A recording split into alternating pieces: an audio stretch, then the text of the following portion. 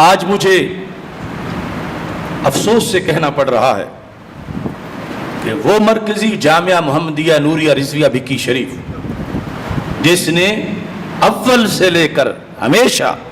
طوفانوں کا ڈٹ کے مقابلہ کیا، وہ سوشلزم ہو یا اور کوئی آندھی ہو، وہ بد اعتقادی ہو یا بد عملی ہو، ہر موقع پر جامعہ محمدیہ نوریہ رضویہ بھکی شریف نے اپنا کردار ادا کیا۔ نواصب، خوارج، روافظ، قادیانی، تفضیلی، کبھی کسی کی مجال نہیں تھی کوئی بد عقیدہ چونٹی بھی وہاں پھٹک سکے۔ چڑیا کا بد عقیدہ کہنا تو بڑا مشکل، اور اب افسوس کہ وہاں بد عقیدہ گدھیں چکر لگا رہی ہیں۔ ابھی جس شخص نے وہاں پر درس بخاری دیا وہ بدبخت شخص ہے کہ جو اپنی تقریروں میں کہتا ہے کہ امام بخاری بھی یہاں ڈنڈی مار گئے، مولا علی کی شان میں ڈنڈی مار گئے۔ وہ ایسا بدبخت شخص ہے کہ ایک طرف تو اس کا علمی نسب دیوبند سے ملتا ہے، کراچی کی بنوری ٹاؤن کے ذریعے سے، اور اس کا جو پیر ہے لالا جمشید جو میلاد کے جلوسوں پر خشت بازی کروا کے جلوس رکواتا تھا، اور دوسری طرف تفضیلیت کی حدیں کراس کرتے ہوئے آگے رفض کے اندر واضح طور پر داخل ہو چکا ہے، اس شخص کو بلا کر جامعہ محمدیہ نوریہ رضویہ بھکی شریف میں درس بخاری شریف کا افتتاح کیا گیا۔ حضرت حافظ الحدیث رحمۃ اللہ علیہ کی روح کو کتنی تکلیف پہنچی ہوگی، جو ایسے لوگوں سے ہاتھ ملانا پسند نہیں کرتے تھے، آج ایسے ان کی مسند پہ آ کے بیٹھ کر بے وجہ نہیں چمن کی تباہیاں کچھ باغباں ہیں برق و شرر سے ملے ہوئے۔ بھکی شریف سے منسلک بہت سے لوگ سمجھ چکے ہیں،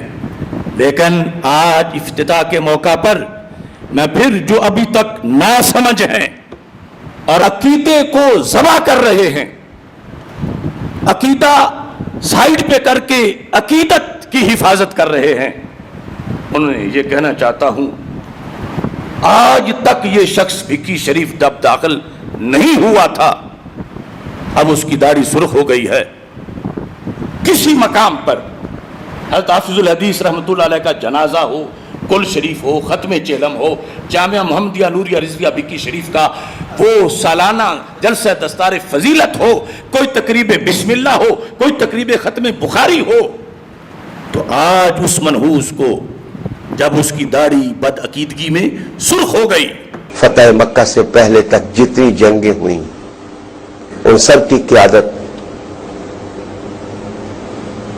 حضرت ابو سفیان رضی اللہ تعالی عنہ نے کی۔ دل کھول کر قافلہ رسول پر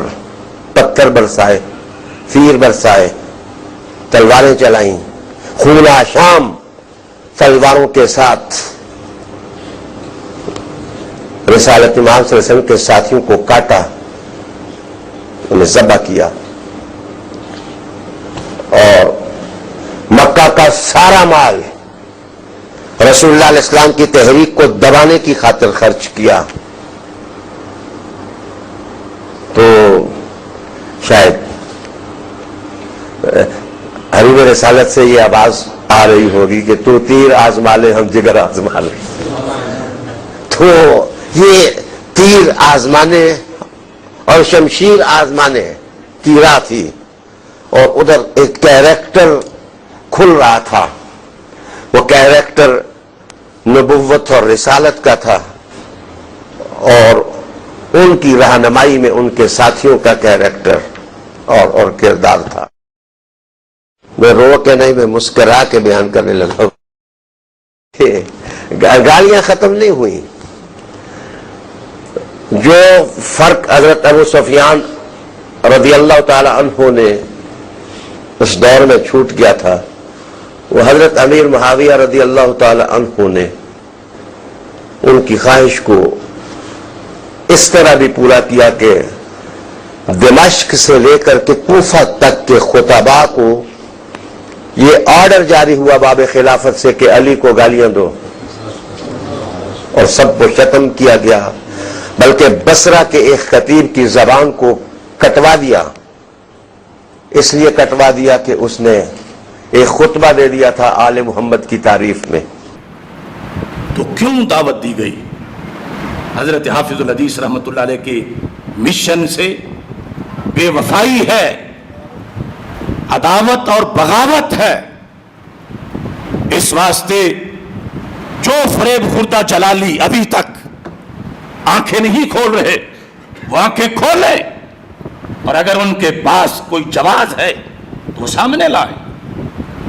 حضرت حافظ الحدیث رحمۃ اللہ علیہ کے مشن کا جھنڈا ہمارے ہاتھ میں ہے۔ اللہ کے جب میں یہ کہتا ہوں پھر انہیں غصہ آتا ہے کہ نہیں وارث ہم ہیں۔ میں کہتا ہوں تم مربع زمین جاگیر کے وارث تم ہو، مگر دنیا سے اگر پوچھو،